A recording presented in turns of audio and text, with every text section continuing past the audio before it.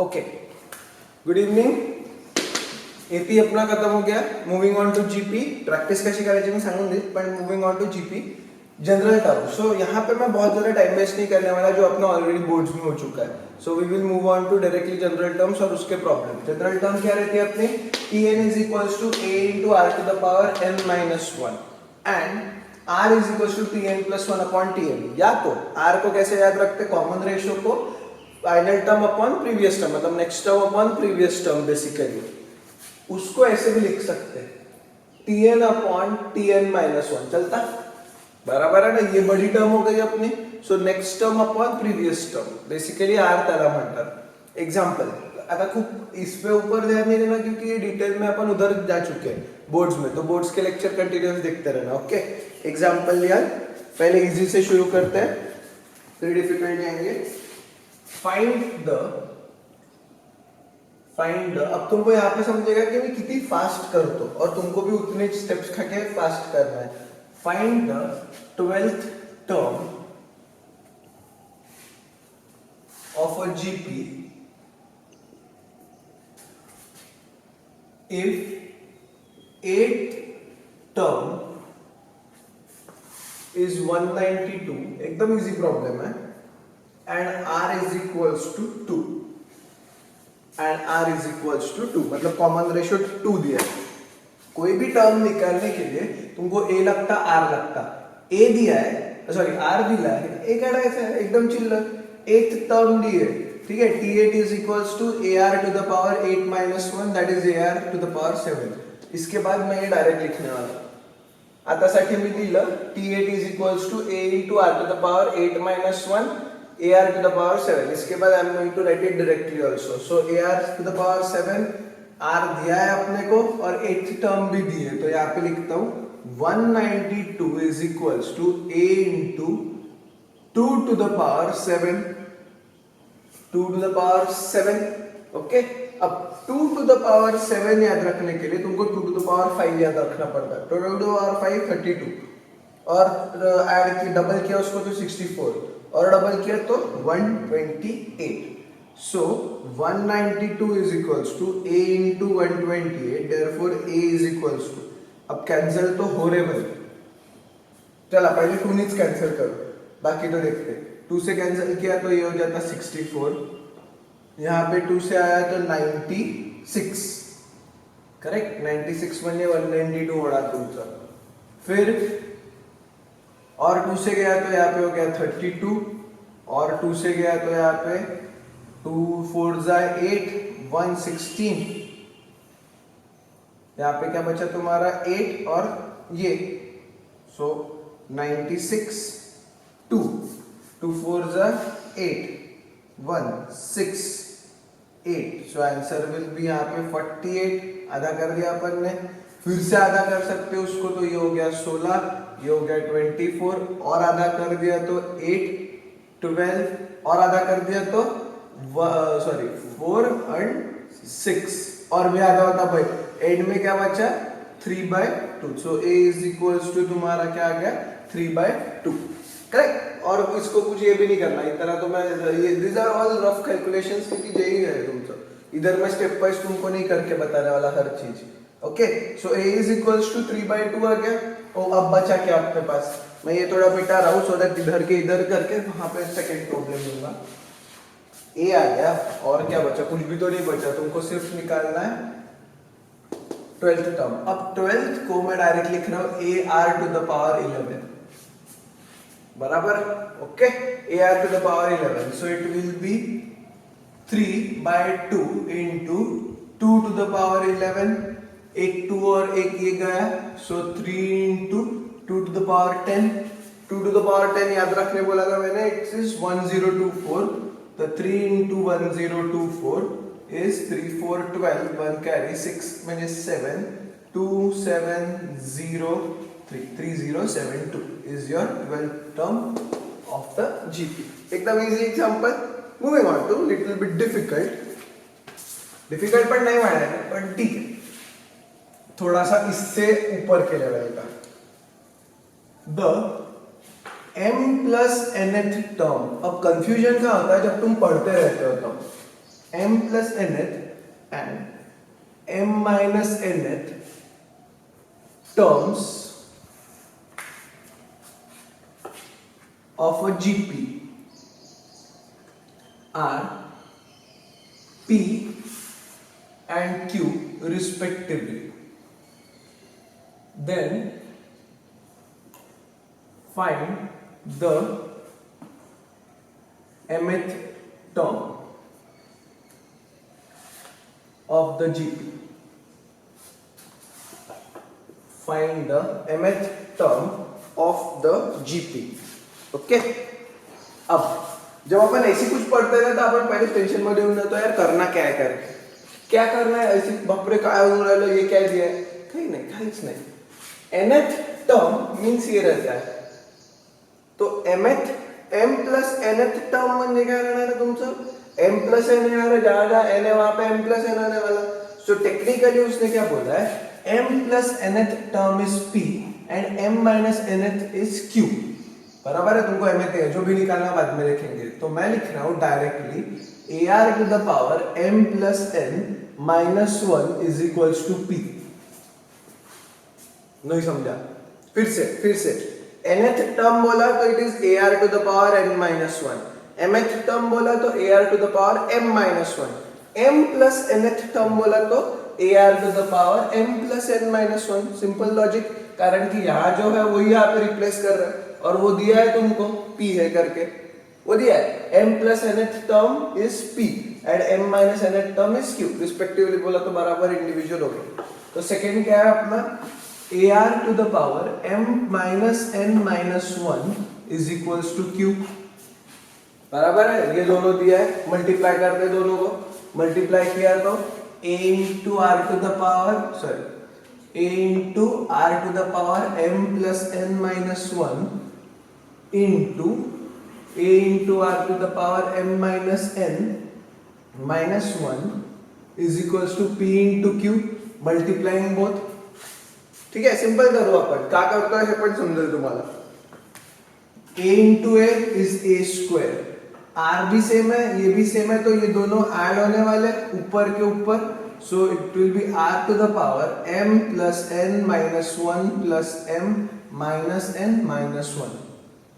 अगर base same है तो पावर ऐड होता है, इसलिए इसके ऊपर 1 था, इसके ऊपर 1 था, तो 1 plus 1 क्या हो गया 2. और यहाँ पे बचा p into q. करेक्ट. अब देखते हैं, a square r to the power m plus m is 2m, n minus n गया, minus 1 will be minus 2 is equals to p into q. Almost answer आ गया भाई. पा इधर से 2 आता, इधर से 2 कॉमन निकलता, तो मी क्या लेना है, a r m minus 1, 2 निकाल दिया मैंने, whole to the power 2 is equals to p into q. Laws of indices, इससे भी 2 ऊपर है और इसके भी 2 ऊपर है, तो दोनों मल्टीप्लाई होने वाले, तो हो गया a स्क्वायर और यहाँ पे a to the power twice m minus 2.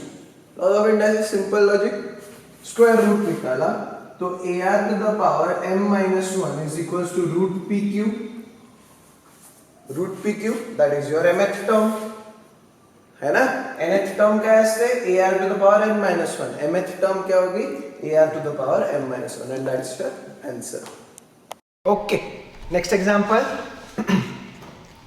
If x, 2x plus 2, 3x plus 3 are in GP, then find the fourth term. As a chiller. Sir, x, 2x plus 2, 3x plus 3. पूरा term क्या येणार है, 4x plus 4. Wrong.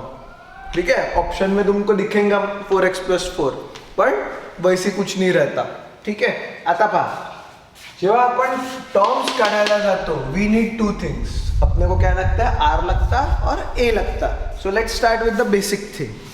पहले क्या मानू, अगर वो GP में इसका मतलब this upon this is equals to this upon this. Correct. याच्यानंतर मी थोडं डायरेक्टली रहणार है, तो इसके बाद ध्यान में रखना, अगर कोई भी टर्म जीपी में, अगर ए बी सी जीपी में है तो B upon A is equals to C upon B रहता.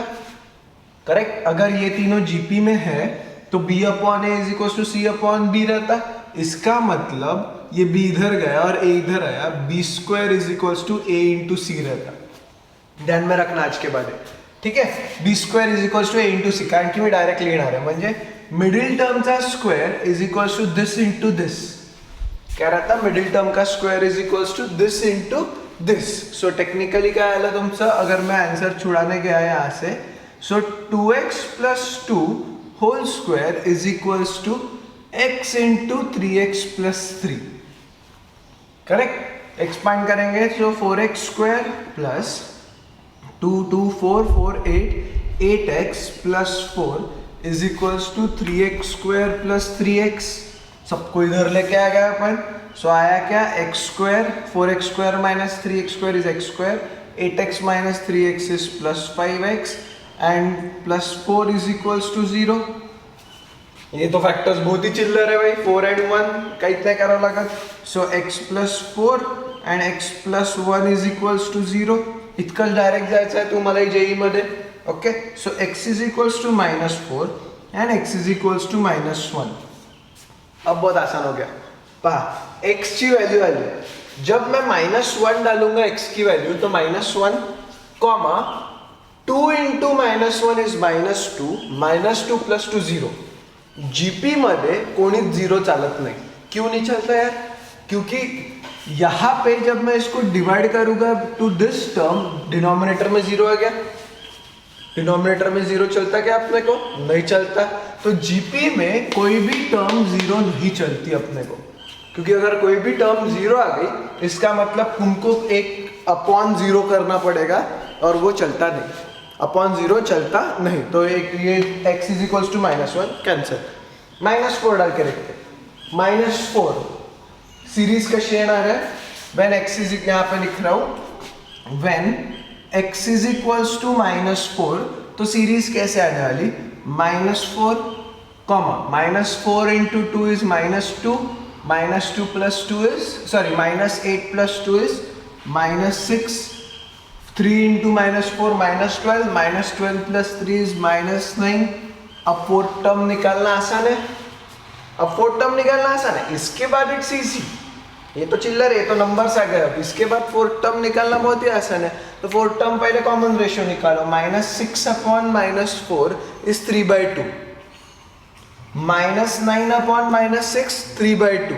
इसका मतलब मेरे को इसको 3/2 से मल्टीप्लाई करना पड़ता. Since common ratio is 3/2, final टर्मला 3/2 ने मल्टीप्लाई किया तो तुमको नेक्स्ट टर्म मिलती. So next term will be -4 -6 -9 -27/2 and that is your fourth term. इसको अगर 3/2 से मैंने मल्टीप्लाई किया, यू गेट नेक्स्ट टर्म. इसको 3/2 से मल्टीप्लाई किया, यू गेट नेक्स्ट टर्म. इसको 3/2 से नेक्स्ट टर्म. ऐसी आगे जाते जाते. Next example. अब ये एग्जाम्पल मध्ये स्टेट बोर्ड वाल्यांना कंपोनेंडो डिविडेंडो शिकवला आहे. सीबीएसई वालों को पता नहीं रहता ये क्या रहता. ठीक है, तो मैं शांतपणे एक्सप्लेन करेल. पहले सुन लेना और फिर अपन प्रॉब्लम छोड़ेंगे. ओके.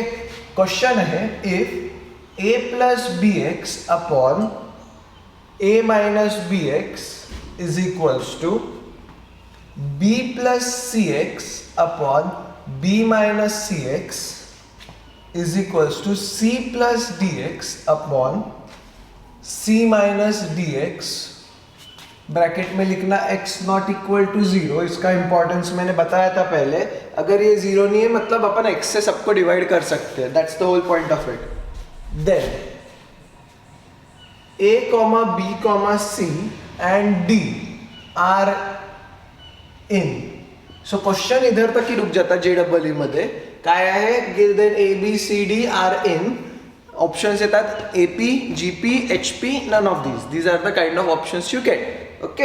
अब यहाँ पे पता है अपने को कि GP चल रहा, तो प्रूव करना है अपने को ये GP में. Then prove that ABCD are in GP. Then prove that ABCD are in GP. ये क्वेश्चन है, पर JEE मध्ये प्रूव दैट नाही येणार. JEE में क्या आएगा, ABCD आर इन. ऑप्शंस रहेंगे AP, GP, HP and none of this. Okay. So अब देखते हैं कंपोनेंडो डिविडेंडोचा अर्थ. A अपॉन B रहा is equals to C upon D.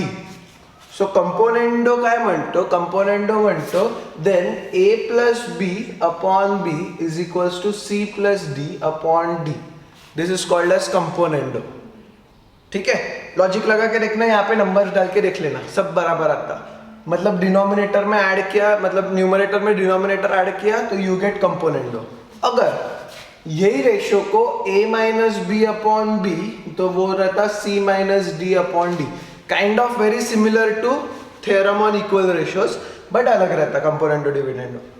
ना दिस इज कंपोनेंडो जब अपन ऐड करते, दिस इज डिविडेंडो जब अपन माइनस करते. और अगर मैंने बोला कंपोनेंडो डिविडेंडो यूज करना है तुमको, इफ आई से यूज कंपोनेंडो डिविडेंडो, देन दोनों साथ में कंपोनेंडो और डिविडेंडो बोलते हैं, देन उसको बोला जाता है a plus B upon a minus B is equals to c plus D upon c minus D.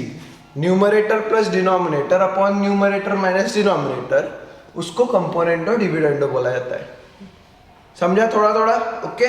State board वाले ने होता, सीबीएसई वालों को नहीं था, पता नहीं क्यों नहीं था, बट था नहीं, कोई तो भी इशू होगा, बता नहीं भाई. पर a plus B upon a minus B is equal to c plus D upon c minus D. तो मैं याद कैसे रखता था, numerator plus denominator upon numerator minus denominator is equals to numerator plus denominator upon numerator minus denominator. That is called as componendo dividendo. अब तुमको ratio दिए हैं, बराबर है, तुमको बोला गया है कि रेशियो है भाई, तो पहले दो लेते हैं. सो पहले दोन मध्ये a plus B X upon a minus B X आला is equals to b plus C X upon b minus C x.